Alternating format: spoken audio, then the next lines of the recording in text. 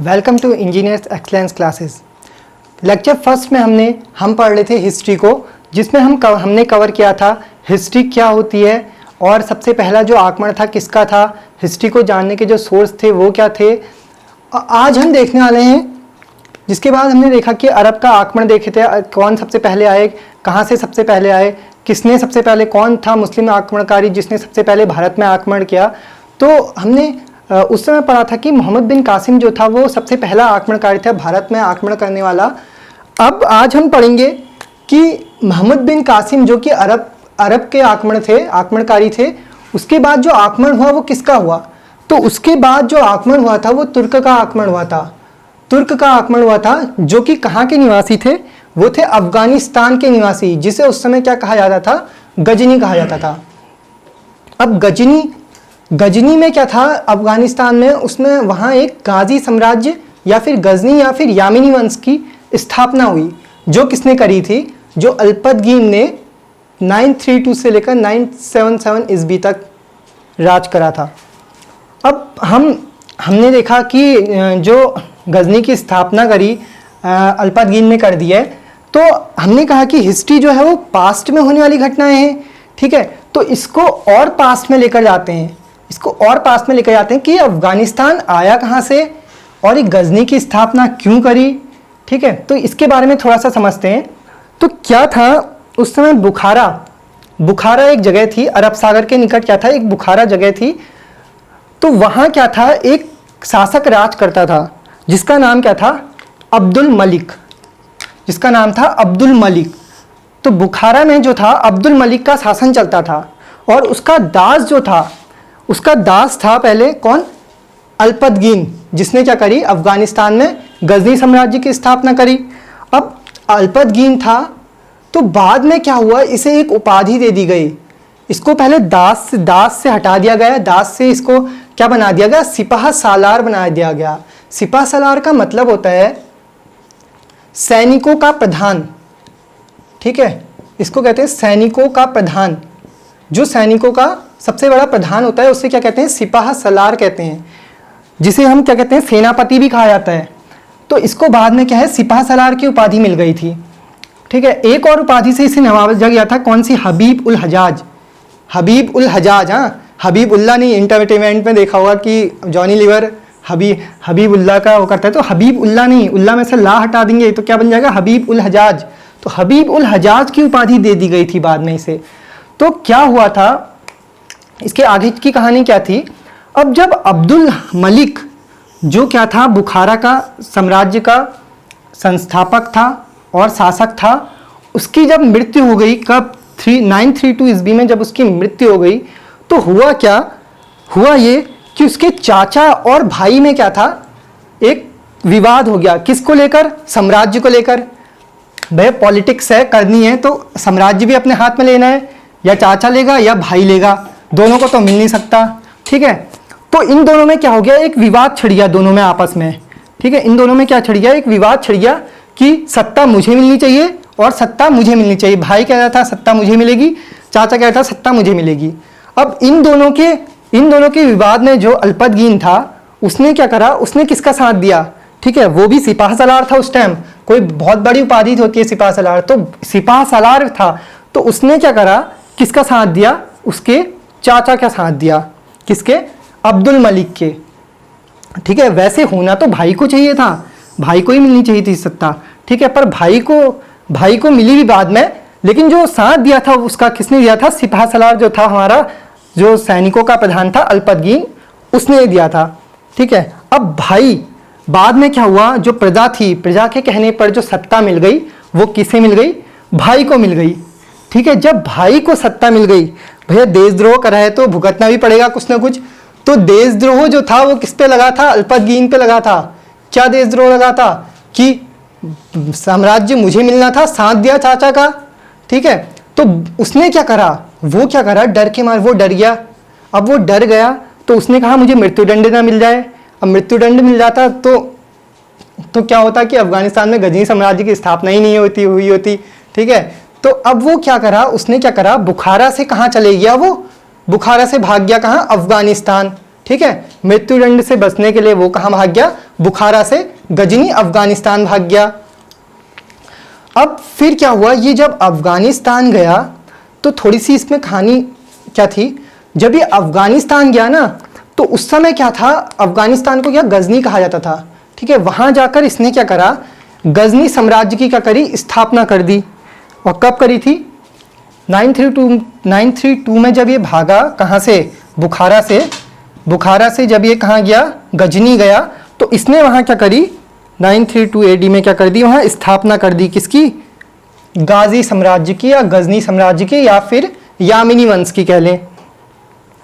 अब अल्पतगीन का एक गुलाम था, अल्पतगीन का भी एक गुलाम था जिसका नाम था सुबुक्तगीन। सुबुक्तगीन जो था वो 977 ईस्वी में क्या हुआ, दास से पहले क्या हुआ, दास से ये क्या हुआ, आज़ाद हो गया। दास से जब ये दास से आज़ाद हो गया तो इसको क्या है, इसको शासक बना दिया गया 977 ईस्वी में, ठीक है। जिसके बाद कौन बना, इसका पुत्र जो था वो महमूद गजनवी, वो शासक बना।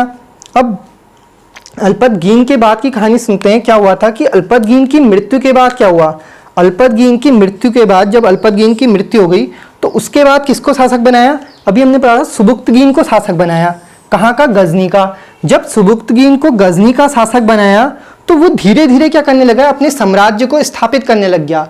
मतलब जो अल्पतगीन का साम्राज्य था, जो इसने स्थापना करी थी जिसकी, उसको और आगे बढ़ाने लग गया, ठीक है। धीरे धीरे साम्राज्य का स्थापना करने लग गया और उसका विस्तार करने लग गया और आक्रमण करने लग गया। अब ये पहुँचते पहुँचते क्या हुआ, 998 AD में क्या हुआ, ये कहाँ पहुँच गया, पेशावर जाने वाला था, ठीक है। पेशावर पर आक्रमण करने की सोच रहा था। अब पेशावर पर आक्रमण करने की सोच रहा था तो वहाँ क्या था, एक हिंदू रूलर राज करता था। उस हिंदू रूलर का नाम क्या था, जयपाल था, ठीक है। पेशावर में कौन राज करता था, जयपाल राज करता था और ये था एक ब्राह्मण वंश का राजा, ठीक है। जब इसको ये पता चला कि सुबुक्तगीन जो है वो आक्रमण करने के लिए आ रहा है तो ये पहली पेशावर से बाहर चला गया, ठीक है। पहली पेशावर के बाहर सीमा में क्या करा, इसने किसको रोक लिया, सुबुक्तगीन को क्या कर दिया, रोक दिया। अब इन दोनों के बीच क्या हुआ, भीषण युद्ध हुआ, ठीक है। इन दोनों के बीच हुआ क्या, भीषण युद्ध हुआ। अब 998 में जब सुबुक्तगीन ने क्या करा, जयपाल पर आक्रमण करने की कोशिश करी तो पेशावर के बाहर रोककर ही जो जयपाल था, जयपाल की और राजाओं ने भी उस टाइम मदद करी थी, ठीक है। जो अन्य राजा थे, अन्य साम्राज्य के राजा थे, उन्होंने भी जयपाल की मदद करी थी और सब ने मिलकर क्या करा, किसको, सुबुक्तगीन को क्या करा, मार दिया युद्ध में, ठीक है। अब सुबुक्तगीन की मृत्यु के बाद क्या हुआ, वहां एक दूसरे शासक की आवश्यकता थी तो वहां के जो खलीफा थे उन्होंने क्या करा, उन खलीफाओं ने क्या करा, परामर्श से क्या करा, महमूद गजनवी जो कि क्या था, सुबुक्तगीन का ही पुत्र था, ठीक है। सुबुक्तगीन का जो पुत्र था महमूद गजनवी, उसको शासक नियुक्त कर दिया, ठीक है। 998 में क्या करा, उसे शासक नियुक्त कर दिया। अब सुबुक्तगीन की मृत्यु के 6 महीने बाद क्या हुआ, सुबुक्तगीन की मृत्यु के 6 महीने बाद जब महमूद गजनवी क्या था, गद्दी पर बैठा तो उसने एक कसम खाई थी, ठीक है। उसने क्या कसम खाई कि मैं हर साल भारत में एक आक्रमण करूंगा। क्यों कसम खाई, उस टाइम क्या था, इसे बदला लेने की भावना थी कि जयपाल ने क्या करा है, मेरे पिता को मार दिया है, ठीक है, पिता को मार दिया है। तो उसने कहा मैं हर साल भारत में एक आक्रमण करूंगा और अपने पिता की मौत का क्या लूंगा, बदला लूंगा, ठीक है। इसके बाद क्या हुआ, इसके बाद इसने कसम खाई और क्या करा, इसने करा भी हर साल इसने भारत में 17 बार आक्रमण करे और सबसे ज़्यादा लूटपाट भी इसी ने मचाई, ठीक है। अब महमूद गजनवी को क्या कहा जाता है, महमूद गजनवी को एक और नाम दिया था जिसे कहा था जुबली का महमूद। क्या कहा था, जुबली का महमूद। अब जुबली का महमूद क्यों कहा था, इसकी जो माता थी ना, गजनी में एक प्लेस हुआ करता था, गजनी में क्या था, एक स्थान हुआ करता था, वो था जुबली, ठीक है, जहाँ की उसकी माता थी। जुबली की क्या थी, उसकी माता थी। तो उसकी माता के रहने के स्थान पर उसको क्या कहा जाता था, जुबली का महमूद कहा जाता था, ठीक है। और इसने क्या कर रहे थे, 17 बार भारत में आक्रमण करे थे, जो कि RRB में 2004 में पूछा गया क्वेश्चन है, ठीक है। ये क्वेश्चन बनता है कि किसने भारत में सबसे ज़्यादा बार आक्रमण करे और 17 बार आक्रमण करे। ठीक है, तो इसका आंसर है महमूद गजनवी ने। ठीक है, अब बात आती है इसके उद्देश्य क्या था, आक्रमण करने का इसका उद्देश्य क्या था, मतलब ये आक्रमण भारत में क्यों करना चाहता था। ठीक है, इसको जानते हैं। अब भारत क्या था ना, उस समय सोने की चिड़िया हुआ करता था, मतलब भारत के पास इतना धन था कि कोई भी आकर लूट लो वाला हिसाब था। ठीक है, मूर्तियां, जो मंदिर थे वहाँ सबसे ज़्यादा धन था, ऐसी ऐसी मूर्तियां थी आप कल्पना नहीं कर सकते हो। गेट जो था वो सोने का हुआ करता था, तो ऐसी ऐसी मूर्तियां थी। तो उस टाइम भारत क्या कहलाता था, सोने की चिड़िया कहलाता था। ठीक है, दूसरा इसका मेन उद्देश्य था मूर्ति पूजा को नष्ट करना। ठीक है, मूर्ति पूजा को क्या करना, नष्ट करना। अब मूर्ति पूजा को नष्ट करना क्यों, मूर्ति पूजा को नष्ट करने का मतलब हो गया यहाँ इस्लाम धर्म का प्रचार और प्रसार करना। क्यों, क्योंकि ये क्या था, अपने आप को क्या मानता था, खलीफा मानता था। ठीक है, मतलब एक वो गाजी मानता था, गाजी कहते हैं जो मतलब खुद को ही खुदा माने। ठीक है, खुद को ही खुदा माने उसे क्या कहते हैं, गाजी कहते हैं। तो ये खुद को क्या मानता था, महमूद गजनवी खुद को क्या मानता था, गाजी मानता था, मतलब एक खुदा ही मानता था। ठीक है, तो और क्या करना चाहता था, ये इस्लाम का धर्म का प्रचार प्रसार करना चाहता था। ठीक है, अब हम बात करते हैं उस समय जिस समय इसने भारत में आक्रमण करा। 1000 ईस्वी में इसका पहला आक्रमण था भारत में, 1001 ईस्वी में भारत में इसका पहला आक्रमण था। तो उस समय भारत की स्थिति कैसी रही थी कि वो बाहर से आने वाले एक विदेशी को ना रोक पाए। ठीक है, और उसने 17 बार भारत में आक्रमण कर दिए। क्यों ऐसी स्थिति रही होगी, उसके बारे में थोड़ा सा जानते हैं। तो उस समय भारत की स्थिति को जानने के क्या हैं, 4 कारण हमारे पास हैं। कौन कौन से, एक है राजनीतिक स्थिति, दूसरा हो गया हमारा क्या, धार्मिक स्थिति, तीसरा हो गया सामाजिक स्थिति, और चौथा हम पढ़ेंगे क्या, आर्थिक स्थिति। ठीक है, राजनीतिक स्थिति में हम क्या देखेंगे कि जो साम्राज्य है उस समय कैसे विभाजित था, कौन राजा कहाँ राज करता था। दूसरा हम देखेंगे धार्मिक स्थिति कैसी थी। ठीक है, धार्मिक स्थिति का मतलब हो गया धर्म को जो मानने वाले लोग हैं उस समय कैसी कैसी प्रथाएं चली आ रही थी। ठीक है, वो जानेंगे। तीसरा हो जाता सामाजिक स्थिति, तो समाज में कौन कौन से धर्म के लोग थे या फिर किसे ऊंच नीच की भावना से देखा जाता था, तो वो देखेंगे। चौथा हम देखेंगे आर्थिक स्थिति। ठीक है, तो हमने देखा कि जो उस समय भारत की स्थिति थी, जिस समय 1001 ईस्वी में जिस समय जो महमूद गजनवी था उसने आक्रमण करा था, तो उस समय भारत की जो स्थिति थी वो 4 पार्ट्स में डिवाइड करी। कौन कौन सी, राजनीतिक स्थिति, सामाजिक स्थिति, धार्मिक स्थिति और आर्थिक स्थिति। ठीक है, अब सबसे पहले समझते हैं हम राजनीतिक स्थिति को। तो उस समय जो राजनीतिक स्थिति किससे रिलेटेड है, साम्राज्य से रिलेटेड है कि भारत जो है विभिन्न भागों में बटा हुआ था। ठीक है, कहीं राजपूत, जैसे सेंटर में हमारे कौन थे, राजपूत निवास, वो राज करते थे, और साइड में यहाँ पंजाब सिंध में जो था वो हिंदुओं के ब्राह्मण वंश का शासक था। ठीक है, तो राजनीतिक स्थिति में क्या था, एकता का अभाव था। जो राजा थे वो साम्राज्य के लिए क्या थे, एक दूसरे पे मर मिटने को तैयार थे। ठीक है, मतलब क्या था कि वो जो थे ना, अपना साम्राज्य तो अपना है, दूसरों का साम्राज्य भी अपना बना लो। तो इस ऐसी स्थिति उस समय थी। ठीक है, एक दूसरे का कोई साथ देने को तैयार नहीं था। तभी तो क्या हुआ कि विदेशी जो है, विदेश से एक अफगानिस्तान से गजनी से आकर कोई आता है विदेशी, और सारा लूटपाट करके 17 बार आक्रमण करके क्या करता है, चले जाता है। ठीक है, अब ये क्या था, इसमें एकता का सबसे बड़ा अभाव देखा गया। दूसरा था परंपरागत हथियार। परंपरागत हथियार क्या थे, इसके बारे में बात करते हैं। तो जो महमूद गजनवी था ना, वो तो पहले से ही ये सोच कर आया था कि मैं भारत में क्या करूंगा, हर साल एक आक्रमण करूंगा। ठीक है, और उसने 17 बार करी। अब हर साल एक आक्रमण करने के लिए लंबी सेना की आवश्यकता होगी, तो वो लंबी सेना भी लेके आया था साथ में। ठीक है, लंबी सेना लेकर आया था। दूसरा क्या था, कुशल सैनिक लेकर आया था अपने साथ। क्या करते थे, कहा जाता है, इतिहासकारों का कहना है कि इसके जो सैनिक थे वो छल्लों में से तीर को निकाल देते थे, ऐसे ही सैनिक लाया था अपने साथ। ठीक है, तो परंपरागत हथियारों का उस समय क्या था, भारत में अभाव था। पर जो महमूद गजनवी था उसके पास जो थी परंपरागत हथियारों से निर्मित एक सेना थी, उच्च सेना थी। पर भारत में क्या था कि जो राजा थे उनकी जो सेना थी वो बिल्कुल भी कुशल नहीं थी। ठीक है, नेक्स्ट हम देखते हैं कि सामाजिक स्थिति कैसी थी। तो उस समय समाज की स्थिति की बात करूं तो सामाजिक स्थिति में बहुत ही मतलब छुआछूत जैसी बीमारियां थी। ठीक है, जो ब्राह्मण वंश के लोग होते थे, ब्राह्मण जो लोग होते थे वो क्या करते थे, वेद का पाठ करना, स्तुति करना ये इनके कार्य होते थे। और जो राजपूत होते थे वो शासन में निपुण होते थे। और जो इससे नीचे वाली जातियां होती थी उन्हें क्या है, साम्राज्य से मतलब, साम्राज्य से क्या है, साम्राज्य में आने की अनुमति भी नहीं थी। ठीक है, मतलब गांव से बाहर रहने की, एक अलग अलग प्रांत में रहने की अनुमति थी।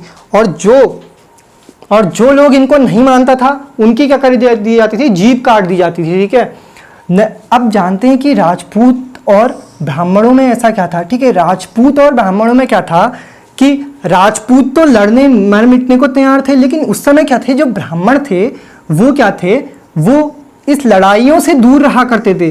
ठीक है, लड़ाइयों से दूर रहा करते थे। ये क्या करते थे, वेद स्तुति करना, तो ये सब जो कार्य थे, मतलब धार्मिक जो कार्य थे वो ये सब करा करते थे। नेक्स्ट हम देखते हैं धार्मिक स्थिति कैसी थी। ठीक है, तो उस समय धार्मिक स्थिति में जो था वो एक प्रथा चली आ रही थी, वो थी देवदासी प्रथा। ठीक है, अब ये देवदासी प्रथा क्या है, ये प्रथा क्या है ना कि जो सुंदर बालिकाएं हुआ करती थी, रंग रूप में जो सुंदर हुआ करती थी, उन्हें क्या करा करता था, उन्हें क्या करा जाता था, दान कर दिया जाता था। कहाँ, मंदिरों में उन्हें दान कर दिया जाता था। इतनी ऐसी प्रथाएं चली आ रही थी कि दान कर दिया जाता था, वो भी बचपन में ही। ठीक है, तो मंदिरों में दान कर दिया जाता था। तो वे लोग क्या करती थी, जो ये बालिकाएं होती थी वे क्या करती थी, ब्रह्मचार्य का पालन करती थी और सदा क्या करती थी, ब्रह्मचार्य का पालन करती थी और सदा जो थी मंदिरों की सेवा में लगी रहती थी, मंदिरों की सेवा में लगी रहती थी। आगे हम देखेंगे एक सोमनाथ का मंदिर है, वहाँ 300 से 350 देवदासियां थी। ठीक है, तो ऐसी कुरीतियां थी धार्मिक स्थिति में। नेक्स्ट था आर्थिक स्थिति। अब आर्थिक स्थिति कैसी थी भारत की उस समय, जिस समय महमूद गजनवी ने आक्रमण करा भारत में, तो उस समय जो भारत था वो सोने की चिड़िया था। ठीक है, तो मतलब साम्राज्य के पास और मंदिरों के पास, साम्राज्य और मंदिरों के पास इतना पैसा था, इतना धन था कि हम अभी देखेंगे 48 करोड़ एक मंदिर से लूट कर ले गया। कौन, महमूद गजनवी, वो भी अभी देखेंगे। ठीक है, तो मंदिरों में हमारी आर्थिक स्थिति जो थी वो अच्छी थी उस समय, और सब लेकिन धार्मिक स्थिति, सामाजिक स्थिति, राजनीतिक स्थिति में बहुत बहुत बेकार थी। ठीक है, और जो दूसरे धर्म के लोग होते थे, जैसे ईसाई, जैन, ये भी जो भी धर्म के लोग होते थे, वो लोग क्या थे कि उन लोगों का कोई आदर नहीं होता था। ठीक है, उन्हें क्या है, एक कोई पूछता नहीं था, कोई आदर नहीं था उनका। ठीक है, नेक्स्ट हम देखते हैं महमूद गजनवी का पहला आक्रमण। ठीक है, महमूद गजनवी का जो फर्स्ट आक्रमण। अब क्या होता है कि 998 ईस्वी में जब ये क्या करता है कि धीरे धीरे गजनी का शासक बनता है। गजनी का शासक बनने के बाद क्या करता है, ये धीरे धीरे क्या करता है, अपने आसपास के क्षेत्रों को अपने साम्राज्य में मिलाने लगता है। ठीक है, क्योंकि अब इसे क्या करना है, भारत में हर साल एक आक्रमण करना है, और जब दूसरों से युद्ध करेगा, उनको अपनी सेना में शामिल करेगा, तभी तो ये इसकी सेना लंबी होगी। ठीक है, तो ये क्या करता है कि धीरे धीरे क्या करता है, अपने साम्राज्य को स्थापित करते जाता है और आगे बढ़ते जाता है। और ये क्या करता है, सिंध प्रांत से आगे के जो क्षेत्र होते हैं उनको क्या है, अपने साम्राज्य में स्थापित कर लेता है। नेक्स्ट जब ही पहुंचता है कहाँ, 1001 ईस्वी में ये कहाँ पहुंचता है, जयपाल पर पहुंचता है। राजा जयपाल वो करता है, पेशावर में एक राजा होता है, हिंदू शासक होता है, राजा जयपाल होता है, तो उसमें आक्रमण करता है। उस समय क्या होता है ना, जयपाल के साथ ये SSC RRB में एक बार पूछा गया क्वेश्चन है कि महमूद गजनवी का प्रथम आक्रमण किसके विरुद्ध हुआ था। तो जो महमूद गजनवी का प्रथम आक्रमण था वो राजा जयपाल के विरुद्ध था, जो कहाँ का राजा था, पेशावर का राजा था। तो क्या हुआ था कि उस समय क्या था कि जयपाल की और राजाओं ने भी मदद करी थी, ऐसा नहीं था कि अकेला लड़ रहा था, और राजाओं ने भी मदद करी थी। पर था क्या, पर ऐसा क्या कारण हुआ कि जो इसे हार स्वीकारनी पड़ी। ठीक है, हम जानते हैं कि उस समय एकता का अभाव था। अब यहाँ क्या है, एकता भी नहीं, एकता भी थी। ठीक है, राजाओं ने जयपाल का साथ भी दिया, पर दूसरा क्या था ना, परंपरागत हथियार जो हमने बताए कि जो महमूद गजनवी की सेना थी वो एक कुशल सेना थी, छल्ले में से भी तीर गुजारना, ऐसी इनकी वो थी, कुशलता थी। ठीक है, तो अब ये जयपाल के साथ जब इसका युद्ध होगा, इसकी सेना क्या है, कुशल तो है नहीं। ठीक है, लंबी सेना से क्या करोगे, लंबी सेना हो जाएगी, कुछ नहीं कर पाएगी, लेकिन कुशल भी होनी चाहिए। तो एक कुशल सेना के से आकर इसने क्या करा, राजा जयपाल पर आक्रमण कर दिया। कब, 1001 ईस्वी में इसने राजा जयपाल पर आक्रमण कर दिया और जयपाल को हरा दिया। अब जयपाल जब हारा, कहते हैं ना कभी हार नहीं माननी चाहिए। तो जयपाल जब हारा, चाहे कितनी हार हो जाए, जयपाल जब हारा तो हुआ क्या, इसने क्या करा, आत्मदाह कर लिया, सुसाइड कर लिया। ठीक है, आत्मदाह कर लिया, शर्म के कारण क्या कर लिया इसने, आत्मदाह कर लिया। अब इसका दूसरा आक्रमण की बात करते हैं, जो 1005 ईस्वी में क्या करा था इसने, भाटिया पर आक्रमण करा था। ठीक है, 1005 इसका में जो इसका आक्रमण हुआ था वो भाटिया पर हुआ था। तीसरा 1006 ईस्वी की बात करते हैं, 1006 में ईस्वी में इसका मुल्तान में आक्रमण हुआ था। मुल्तान में क्या था, उस समय एक शासक राज करता था जिसका नाम था क्या, फतेह दाऊद। मुल्तान में एक शासक राज करता था, मुल्तान जो कि आधुनिक पाकिस्तान में स्थित है। तो वहाँ क्या है, एक शासक राज करता था जो था कौन, फतेह दाऊद। अब इसने क्या करा, फतेह दाऊद के साथ युद्ध करा।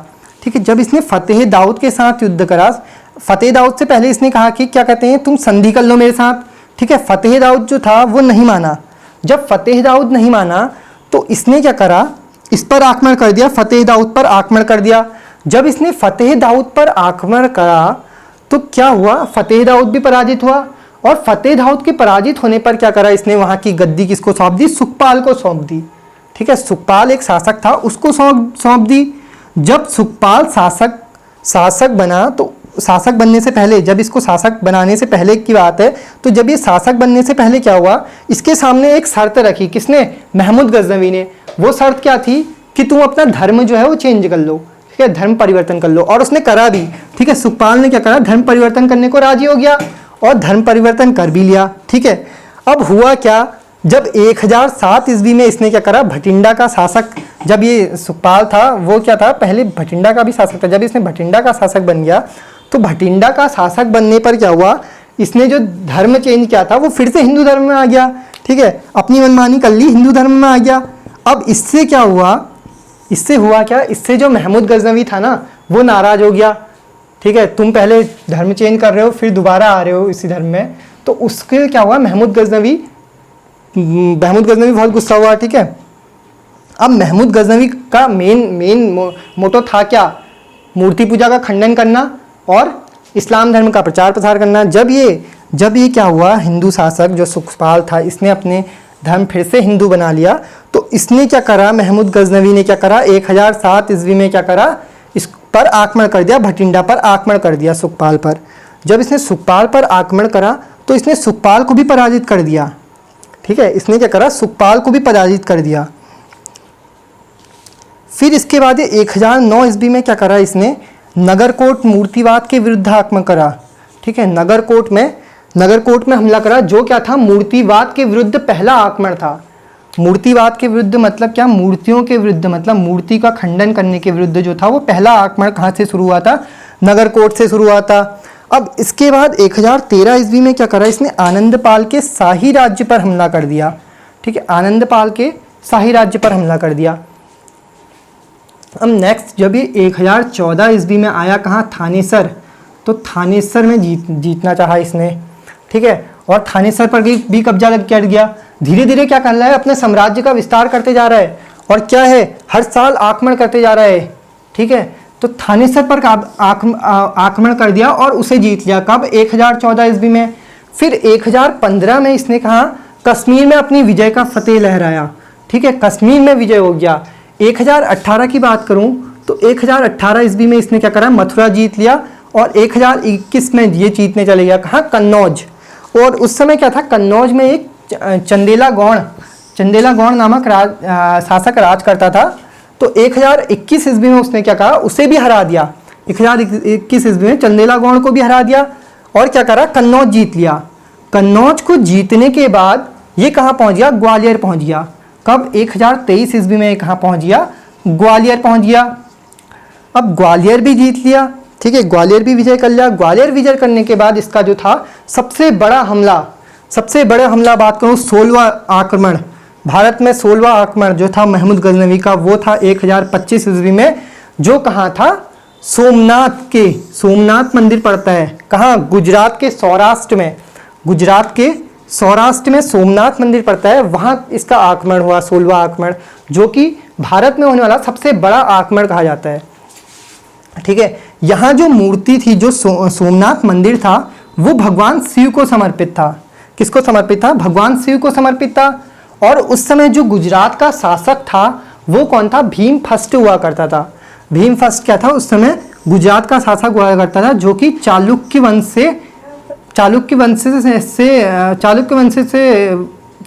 का था। ठीक है, चालुक्य वंश का था। अब भगवान शिव का मंदिर था, तो इसने जो आक्रमण करा वो सबसे बड़ा आक्रमण कैसे हुआ सोमनाथ पर, इसके बारे में जानते हैं और क्यों हुआ। ठीक है, तो सोमनाथ का मंदिर इसलिए प्रचलित था, क्यों प्रचलित था? क्योंकि कहा जाता है ना, वहाँ क्या थी, अपनी प्रतिमा, उस मंदिर की प्रतिमा और द्वार के लिए फेमस था। ठीक है, प्रतिमा की बात करूँ तो ऐसा कहा जाता है कि वहाँ जो भगवान शिव की प्रतिमा थी वो क्या थी, उसमें कोई बेस आधार था ही नहीं। वो क्या थी? आसमान और जमीन के बीच में थी, बीच में स्थित थी। मतलब उसमें क्या था, एक मैग्नेटिक फील्ड के कारण क्या था, कुछ मैग्नेटिक रिपल्सन या अट्रैक्शन का वो था। तो अगर मैं साइंस की बात करूं तो, अगर धार्मिक बात करूं तो जो प्रतिमा थी वो उस धार्मिकों का मानने के अनुसार प्रतिमा जो थी वो क्या थी, वो जमीन और आसमान के बीच में स्थित थी। ठीक है, कोई आधार नहीं था, किसी आधार पर नहीं थी। और कहा जाता है कि ये जो प्रतिमा थी, जब भगवान शिव क्रोधित होते थे तो ये प्रतिमा जो थी उसकी आंखों में क्या था, एक क्रोध उत्पन्न हो जाता था, लाल हो जाती थी आंखें क्रोध से। दूसरी बात क्या थी, इसका द्वार जो था वो क्या था, सोने का द्वार था। ठीक है, सोने का द्वार था। अब तीसरी बात मैं करूं कि यहाँ क्या थे, 300 से 350 देवदासी थी। देवदासी जो हमने पढ़ा क्या, जो रूप में सुंदर होती थी, उस समय धार्मिक प्रथा चली आ रही थी। रूप में सुंदर होने वाली जो बालिकाएं थी उन्हें क्या करा जाता था कि दान दे कर दिया जाता था। कहाँ? मंदिरों को। ठीक है, जो ब्रह्मचार्य का पालन करती थी। यहाँ क्या थे, 300 से 350 देवदासी थी। मतलब कितना बड़ा मंदिर रहा होगा उस समय, कितना बड़ा मंदिर रहा होगा। ठीक है, तो उस समय क्या हुआ, इसने क्या करा, 1025 ईस्वी में जब सोमनाथ के मंदिर पर आक्रमण करा तो वहां से इसने क्या करा, 25 लाख दीनार जीती। ठीक है, 25 लाख दीनार का मतलब करूं, अगर मैं कुवैती दीनार की बात करूं, 25 लाख, तो कुवैती दीनार में उसकी कीमत आज के टाइम पे इंडियन रुपीस के टाइम पे कितनी हो जाएगी, 14 करोड़ के आसपास होगी। ठीक है, 40 करोड़ के आसपास होगी, 48 करोड़ के आसपास होगी। ठीक है, तो कितनी ज़्यादा संख्या है, देखें कितनी ज़्यादा वहाँ क्या है, धन है। 48 करोड़, जो कि आज के टाइम का 48 करोड़ था। ठीक है, तो उसने यहाँ क्या करा, आक्रमण करा। अब हुआ क्या, अब वो प्रतिमा जब ले जा रहा था तो एक घटना हुई। जब वो प्रतिमा ले जा रहा था वहाँ से, तो वहाँ के पुजारियों ने क्या करा, उससे रिक्वेस्ट करी। क्या रिक्वेस्ट करी कि भैया तुम प्रतिमा मत ले जाओ, उसके लिए जितना धन आपको चाहिए, जितना धन ले जाना चाहो उतना धन ले जाओ। बट हुआ क्या, इसने इस पर सोच विचार करा और क्या करा, एक काजी थे, एक खलीफा थे, तो उनसे क्या करा, सोच विचार करा, परामर्श लिया। क्या परामर्श लिया कि मैं ये मूर्ति ले जाऊं या इसके बदले मैं क्या करूं, धन ले लूं। ठीक है, अब उसने क्या कहा, अगर आप मूर्ति इन्हें दे देते हो वापस, तो आपको क्या कहा जाएगा, बुत फरोश कहा जाएगा। अगर आप मूर्ति इन्हें दे देते हो और धन ले जाते हो तो आपको क्या कहा जाएगा, बुत फरोश कहा जाएगा। लेकिन आप अगर ये मूर्ति नहीं देते हो तो आपको क्या उपाधि दी जाएगी, बुत सिकन की उपाधि दी जाएगी। ठीक है, तो इसने क्या करा, फैसला हो गया। इसने कहा फैसला हो चुका है, मैं क्या करता हूं, मैं बुत सिकन बनना पसंद करूंगा, मतलब मूर्ति नहीं देने वाला बनूंगा। ठीक है, तो यहीं से क्या हुआ, इसको एक उपाधि मिल गई। कौन सी? बुत सिकन की उपाधि मिल चुकी थी। अब इसके 17 आक्रमण, लास्ट जो 17वां आक्रमण था उसकी बात करते हैं। अब जब ये आ रहा होता है, कहाँ से, सिंध से होकर धीरे धीरे आ रहा होता है, तो क्या होता है कि वहाँ इसे जाट बहुत परेशान करते हैं। उस समय तो ये कुछ नहीं बोलता, बट जाते टाइम क्या करता है, ये क्या करता है, जाते टाइम उन जाटों के विरुद्ध आक्रमण कर देता है। मतलब इतना 48 करोड़ के आसपास लूट रहा है और क्या कर रहा है कि उसके बाद भी दोबारा कहाँ लूट रहा है, जाटों के विरुद्ध आक्रमण कर दे रहा है और लूटपाट मचानी है। ठीक है, तो इसका जो अंतिम आक्रमण, जो 17वां आक्रमण हुआ था, वो 1027 ईस्वी में इसने क्या करा था, जाते वक्त जाटों के विरुद्ध करा। ठीक है, अब देखते हैं कि जो इसके, अब हम मैप में थोड़ा सा इन आक्रमणों को देखेंगे कि कैसे कैसे इसने कहाँ कहाँ कब कब आक्रमण करा। चलिए कुछ युद्धों को हम मैप के जरिए समझते हैं। तो क्या था कि गजनी का शासक जब बना महमूद गजनवी, तो वो 998 में महमूद गजनवी जो था गजनी का शासक बना। तो गजनी कहाँ पर था उस समय? आधुनिक क्या था? अफ़गानिस्तान में था। तो अफ़गानिस्तान से वो कहाँ गया? धीरे धीरे क्या हुआ, इन साम्राज्यों को जीतता हुआ आगे की ओर बढ़ा। और उस समय जो था, जो पाकिस्तान था वो भी भारत का हिस्सा हुआ करता था। तो वो कहाँ बढ़ा? उसने धीरे धीरे क्या करा, हिंदुशाही राज्य पर हमला शुरू कर दिया। ठीक है, तो और सबसे पहला हमला उसने कहाँ कर दिया? पेशावर के राजा जयपाल पर कर दिया। इसके बाद हम बात करते हैं मुल्तान की। फिर कहाँ आया वो? पेशावर से मुल्तान की ओर आया और 1006 ईस्वी में उसने मुल्तान जीता। फिर इसने क्या करा, 1007 में कहाँ गया? नगरकोट पर हमला कर दिया। 1007 में इसने नगरकोट पर हमला कर दिया। ठीक है, नेक्स्ट क्या हुआ, इसका जो आक्रमण था फिर उसके बाद 1021 ईस्वी में जो था वो चंदेला गौड़ के खिलाफ था। ठीक है, चंदेला गौड़ को जीता इसने। अब फिर इसके बाद क्या था, इसने सोमनाथ के मंदिर पर आक्रमण करा, जो कि भीम फर्स्ट वहाँ राज करता था चालुक्य डायनेसिटी का, और उसने 1025 ईस्वी में अपना साम्राज्य स्थापित कर दिया। अब हुआ क्या, जब 1025 के बाद ये कहाँ आया, जब जाने लगा तो उस समय सिंध के आसपास क्या था, जाट रहते थे। जो जाने लगा तब जो जाट, वही जाट जो इसको आते समय बहुत परेशान करा करते थे, जिसका जवाब इसने आते समय तो नहीं दिया, पर जाते समय क्या करा, इसने उन जाटों पर हमला कर दिया और उन जाटों से अपना को विजय कर लिया। अब हमने इसी मैप के जरिए हमने देखा कि किस तरह जो महमूद गजनवी था उसने धीरे धीरे अपने साम्राज्य की स्थापना करते गया और पूरे भारत को जीतता गया। ठीक है, अब नेक्स्ट हम बात करते हैं इसके काल में जो राइटर्स थे। तो इसके काल में क्या हुए, 4 राइटर्स हुए, 4 महत्वपूर्ण राइटर्स हुए, इतिहासकार हुए, जो जिसकी ट्रिक क्या है, FUFA, मतलब फूफा से याद कर लेते, फारूकी, पहले F से फारूकी, उतबी, U से F, फिर F से जो है फिरदौसी, और लास्ट है अलबरूनी, A से अलबरूनी। अब जो इसकी काल में इतिहासकार था ना, उतबी जो इतिहासकार था वो क्या था, इसका दरबारी इतिहासकार हुआ करता था। मतलब दरबार में एक इतिहासकार हुआ करता है जिसे क्या कहते थे, दरबारी इतिहासकार। ठीक है, तो ये क्या था, ये दरबारी इतिहासकार को हुआ करता था। किसका? महमूद गजनवी का। कौन? उतबी। और इसने क्या लिखी, इसने एक बुक लिखी, किताब उल यामिनी। इसने क्या लिखी? किताब उल यामिनी। ठीक है, दूसरा जो इतिहासकार था इसके काल में वो कौन था, वो था फिरदौसी। और फिरदौसी ने एक बुक लिखी, वो लिखी थी शाहनामा बुक लिखी थी। किसने? फिरदौसी ने। चौथा जो इतिहासकार था अलबरूनी। ठीक है, ये क्या था, महमूद गजनवी के साथ भारत आने वाला इतिहासकार था। ठीक है, ये एक बार क्वेश्चन पूछा गया कि महमूद गजनवी के साथ भारत आने वाला, RRB और SSC में पूछा गया क्वेश्चन है कि महमूद गजनवी के साथ भारत आने वाला इतिहासकार कौन था, तो वो था अलबरूनी कौन था? महमूद गजनवी के साथ भारत आने वाला इतिहासकार था। अब अलबरूनी के विषय में इतिहासकार कहते क्या है कि ये क्या था, इसने सबसे पहले क्या किया था, पुराणों का अध्ययन किया था। ठीक है, ये मतलब पहला मुसलमान था जिसने क्या करा था, पुराणों का अध्ययन करने वाला ये पहला मुसलमान था।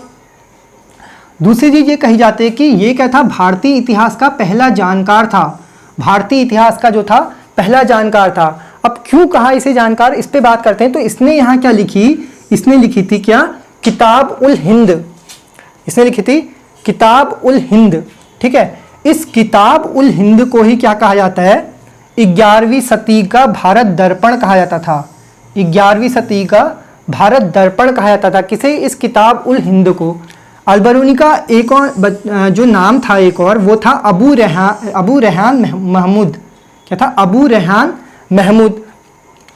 और ये क्या था, हमारा भारतीय इतिहास का पहला जानकार था जिसने क्या लिखी थी, किताबुल हिंद लिखी थी। और इसी किताबुल हिंद को क्या कहा जाता था, 11वीं सदी का भारत दर्पण कहा जाता था। अब क्यों कहा जाता था, इसमें क्या था ना, इसमें जो इसने जिक्र किया था वो इसमें क्या कहता, भारतीय गणित का जिक्र करा था। इतने विषय इसने पढ़े थे, अभी देखते हैं। भारतीय गणित का इसने क्या कहा था, जिक्र करा था। दूसरा भारतीय इतिहास का जिक्र करा था, भारतीय भूगोल का और भारतीय दर्शन शास्त्र का जिक्र इन किताब में क्या था, किसमें, किताब उल हिंद में। इसलिए क्या कहा, इसे भारतीय इतिहास का पहला जानकार कहा। ठीक है, और इसीलिए किताब उल हिंद को क्या कहा गया, इन विषयों के कारण इस किताबुल हिंद को क्या कहा गया, 11वीं सदी का भारत दर्पण कहा गया। ठीक है। अब महमूद गजनवी ने क्या करा था, अपनी जो करेंसी है, करेंसी जो रखी थी इसने, ठीक है, वो क्या रखी थी, उसने क्या करा, चांदी के सिक्के चलाए थे। ठीक है, चांदी के सिक्के चलाए थे। अब चांदी के सिक्के में क्या करा था इसने, संस्कृत में मुद्रा लेख करी थी। ठीक है, जो लिपि थी उसमें मैं, जो सिक्कों में अपनी लिपि रखी थी वो क्या करी थी, संस्कृत मुद्रा लेख रखी थी। क्यों? क्योंकि आसानी हो, ठीक है, आसानी हो सबको समझने में, इसलिए उसने क्या करा था, संस्कृत मुद्रा लेख के साथ चांदी के सिक्के चलाए। दूसरा, इसकी उपाधियों की बात करते हैं तो इसने क्या कहते हैं, सबसे पहले 2 उपाधियों की बात करते हैं। इसने क्या कहा था खुद को, पहली बात तो इसने खुद को एक उपाधि दी थी गाजी। ठीक है, दूसरा इसकी जो उपाधि थी वो थी सुल्तान की उपाधि। ठीक है, तो ये भी एक क्वेश्चन बनता है कि सुल्तान व गाजी की उपाधि पाने वाला, सुल्तान व गाजी की उपाधि पाने वाला शासक कौन था, तो वो कौन था, महमूद गजनवी था। तीसरी हमने पढ़ी थी कि इसने पाई थी बुटसिकन की उपाधि। बुटसिकन की उपाधि कहाँ से पाई थी इसने, सोमनाथ के मंदिर से पाई थी। क्यों? क्योंकि मूर्ति को न देकर, ठीक है, मूर्ति को न देने वाला ही क्या होता है, बुटसिकन होता है। और अंततः क्या है, 1030 ईस्वी में क्या हुआ, इसकी 58 वर्ष में बीमारियों के कारण मृत्यु हो गई। तो आज के लिए इतना ही। नेक्स्ट लेक्चर में हम देखेंगे कि जो महमूद गजनवी के साथ जो भारत आने वाला तुर्क था वो कौन था। अगर आपको हमारी वीडियो अच्छी लगी तो आप हमारी वीडियो को ज़्यादा से ज़्यादा लाइक करें, शेयर करें और सब्सक्राइब करें।